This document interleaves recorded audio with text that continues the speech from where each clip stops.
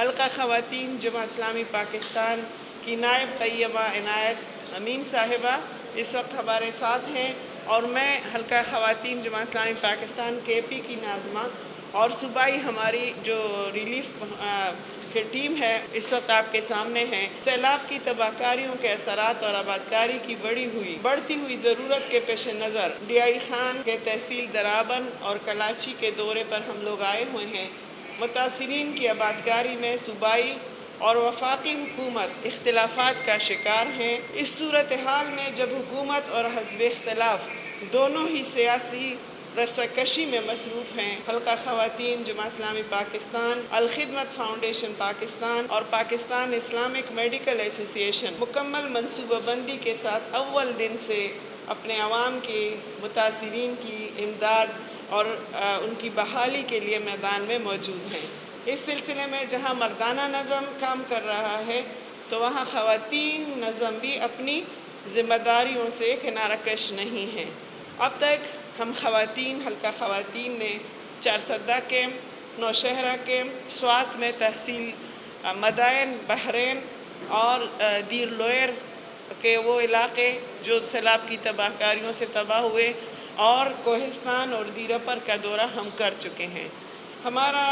ہم نے دیکھا کہ ہمارا کارکن اور نظم ہر یو سی کی سطح پر متحرک ہے، موجود ہے، اور ہم نے پوری پلاننگ کے ساتھ ڈیٹا کلیکٹ کیا ہے اور پوری ذمہ داری کے ساتھ امداد کی تقسیم کے عمل کو شفاف بنانے کے لیے ہم سرگرم عمل ہیں۔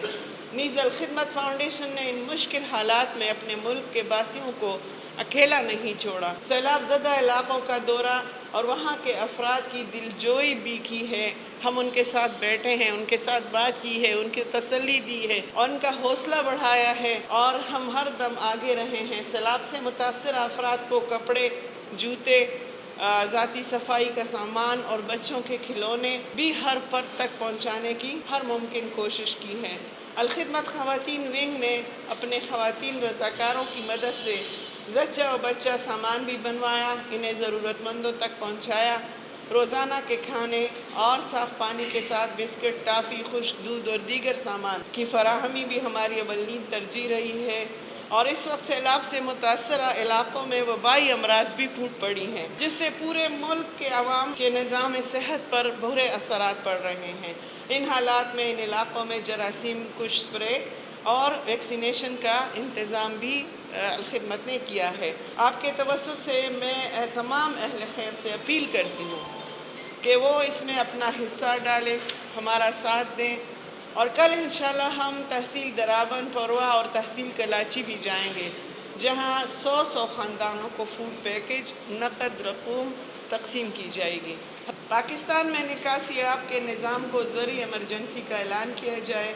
تباہ شدہ زرعی زمینوں والے علاقوں میں تقریباً لاکھوں ایکڑ زمین جو ہے اس وقت زرعی زمین وہ پانی کے نیچے آ چکی ہے اور فصلیں تباہ ہو گئی ہیں۔ تو ایسے علاقوں، ایسے وجہ سے زمیندار جو زمینوں کا کام کرتے ہیں ان کا بجلی کا بل معاف کیا جائے۔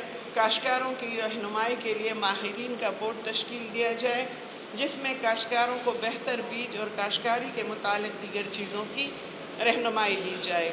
اور آزمائش کے اس موقع پر حکومت کی غفلت اور بیڈ گورننس کھل کر سامنے آ گئی ہے، جو کہ قابل مذمت اور قابل اصلاح ہے۔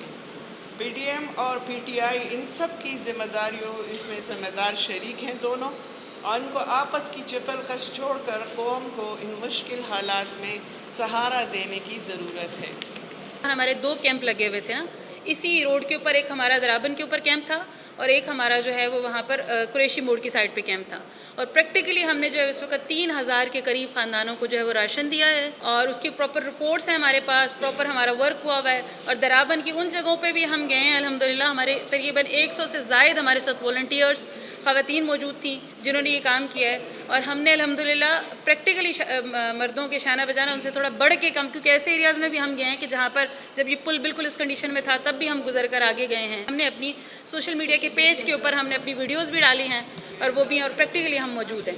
مطلب ہمارے بہت الحمدللہ جو ہے تقریباً 15 سے زیادہ بڑے پروگرام ہمارے ہوئے جس کے اندر ہم نے خاندانوں کے اندر تقسیم کیا راشن، کپڑے، بستر، خواتین کی ضروریات کی اشیاء. اس کے علاوہ درابن کے ایسے ایریاز کے اندر ہم گئے ہیں کہ میرے خیال ہے جہاں پر کوئی بھی ہم سے پہلے نہیں گیا ہوا تھا نا. گرا عیسیٰ سے لے کر ادھر گرا خان کا گرا اور اس سے آگے تک جو ہے وہ چودوان سے آگے ایک علاقہ ہے بھکی جہاں پہ بہت زیادہ وہ ہوا ہے، وہاں تک ہم نے الحمدللہ جو ہے نا وہ سامان پہنچایا خاندانوں کو اور ریلیف کا کام کیا.